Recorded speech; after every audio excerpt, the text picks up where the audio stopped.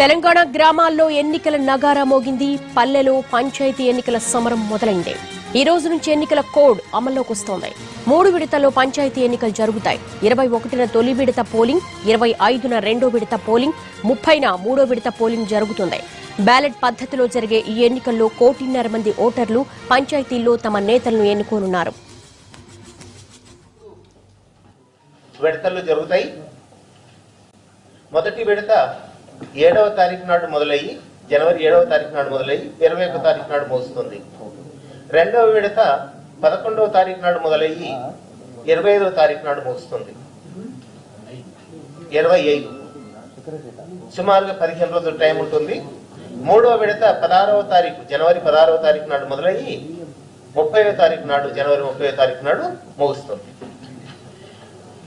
ఒక్కొక్క విడత లోపల ప్రతి జిల్లా వారీగా నోటిఫికేషన్ లోపల వివరాలు ఉన్నాయి. ఏ డివిజన్లు వెళ్తాయి, ఏ మండలాలు వెళ్తాయి, ఏ గ్రామ పంచాయతీ వెళ్తాయి అనేది కూడా నోటిఫికేషన్ లోపల వివరాలు ఉన్నాయి. మీకు అందజేయడం జరుగుతుంది. మళ్ళీ మొత్తము 12,732 గ్రామ పంచాయతీలు, 1,13,170 వార్డుల్లో గల ఓటర్లందరినీ ఎన్నికల్లో పాల్గొని తమ తమ రిప్రజెంటేషన్ ఎన్నుకోవాల్సిందిగా కోరుతున్నాం. ఈ గ్రామ పంచాయతీల లోపల ఎన్నికలకు అర్హులైనటువంటి ఓటర్ల సంఖ్య 1,49,52,058 మంది.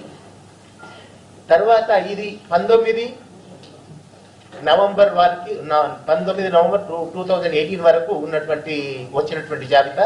ఆ పైన ఎవరైనా యాడ్ చేసుకున్నట్టుంటే ఏమైనా చేర్పులు తొలగింపులు జరిగితే అది రెండవ సప్లిమెంట్ గా తయారు చేసి గ్రామ పంచాయతీలకి ఓటర్ల జాబితాకు అనుసంధానం చేయబడింది. గ్రామ పంచాయతీ ఎన్నికల షెడ్యూల్ పై పూర్తి వివరాలు మా ప్రతినిధి సుధీర్ అడిగి తెలుసుకుందాం. సుధీర్,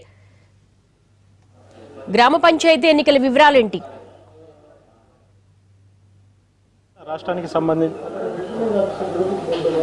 తెలంగాణ రాష్ట్రానికి సంబంధించి గ్రామ పంచాయతీ ఎన్నికల నోటిఫికేషన్ విడుదల చేస్తూ షెడ్యూల్ను ప్రకటించడం జరిగింది. కాసేపటి క్రితం రాష్ట్ర ఎన్నికల కమిషనర్ నాగిరెడ్డి ప్రెస్ మీట్ నిర్వహించడం జరిగింది. 3 విడతల్లో పూర్తి స్థాయిలో కూడా దాదాపు 12,000 పైచీలకు ఉన్న గ్రామ పంచాయతీలో కూడా ఎన్నికలు నిర్వహిస్తామని చెప్పేసి నాగిరెడ్డి చెప్పడం జరిగింది. మొదటి విడతగా చూసుకున్నట్లయితే దాదాపు 4,000 గ్రామ పంచాయతీలు ఉన్నాయి. అదేవిధంగా రెండో విడతలో కూడా 4,000